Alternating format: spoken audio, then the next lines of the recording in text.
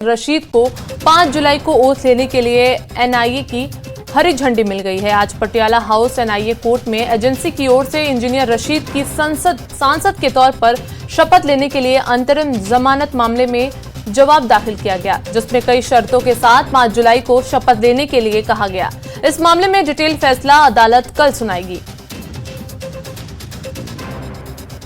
बारामूला से parliament engineer Rashid, आज उनके मामले को लेकर पटियाला हाउस एनआईए कोर्ट में सुनवाई हुई है और आज बड़ी खबर ये आ रही है कि वो 5 जुलाई को बाज़ाब्ता तौर पर मेंबर ऑफ पार्लियामेंट के तौर पर हलफ ले सकेंगे। आज इस मामले में एनआईए की तरफ से बाज़ाब्ता तौर पर अपना पक्ष रखा गया, अपना जवाब दाखिल किया गया, जिसमें यह बताया गया एनआईए कोर्ट को कि उनको सिक्योरिटी में जाना होगा। कई तरह की शर्तें लगाई गई हैं और ये कहा गया है कि 5 जुलाई को वो हलफ ले सकते हैं। हालांकि ये सेशन जो है वो 3 जुलाई तक ही चलना है, लेकिन 5 तारीख के लिए उनको समय दिया गया है। हालांकि ये मामला जो है कल इस मामले पर बाज़ाब्ता तौर पर एक डिटेल फैसला भी आना है। लेकिन अगर आप देखें तो इंजीनियर रशीद का जो पूरा मामला है वो टेरर फंडिंग से जुड़ा हुआ मामला है, साल 2016 का मामला है और ये मामला इस मामले में बड़े बड़े नाम हैं। लश्कर तैयबा जैसे संगठन का नाम इस मामले से जुड़ा हुआ है, हाफिज सईद हो या सैयद सलाहुद्दीन हो, इस तरह के जो लोग हैं उनका नाम इससे जुड़ा हुआ है। यासीन मलिक जो खुद जेल में है